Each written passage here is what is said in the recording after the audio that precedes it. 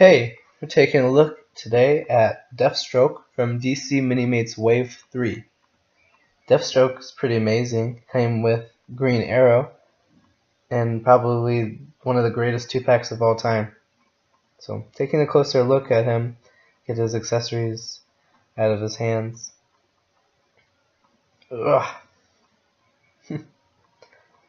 So taking a closer look here, before I show you anything about Deathstroke, I want to show you Slade Wilson's head. And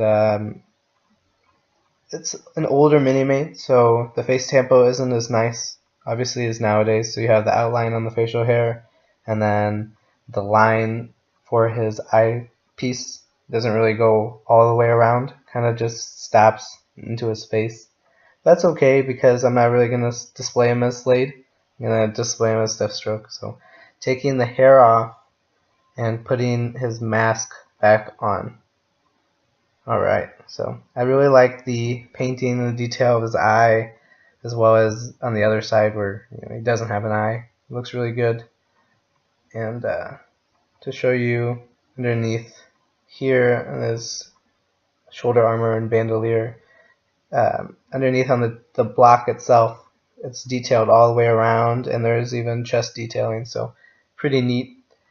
To pop it back on, you can see the bandolier with all the bullets, and let me pop the head back on real quick. So see the bandolier, and on the back it has a holder for his sword, so really cool, and it slides in and out. You can see the back of the mask, he does have the ties around, so that's pretty neat. That's sculpted on there. The belt's a pullover piece, it's really nice. Taking a look at the holster, it's the original holster. It's big, and then his boots have the small hole.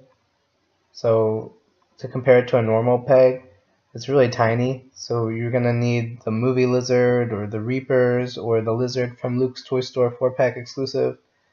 If you don't have that, get it to get a base for this guy, because any other base is gonna just really stretch out that hole. And taking a look at his accessories, he has this bow staff, which is a really cool piece, and then this rifle that I remember seeing with Blade and Punisher, in their 2-pack way back when. I think that was like the first Minimate I ever saw for those guys.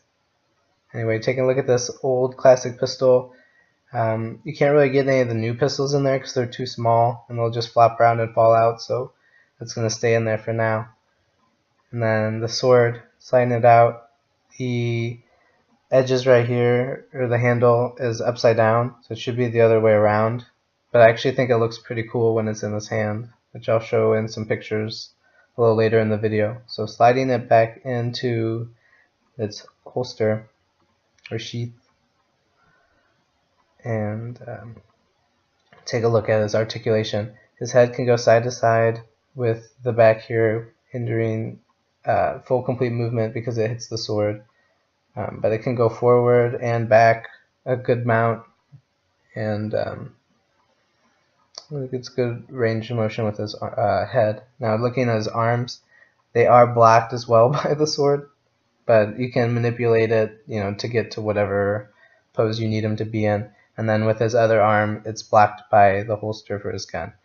His legs can kick out all the way forward, so that's good.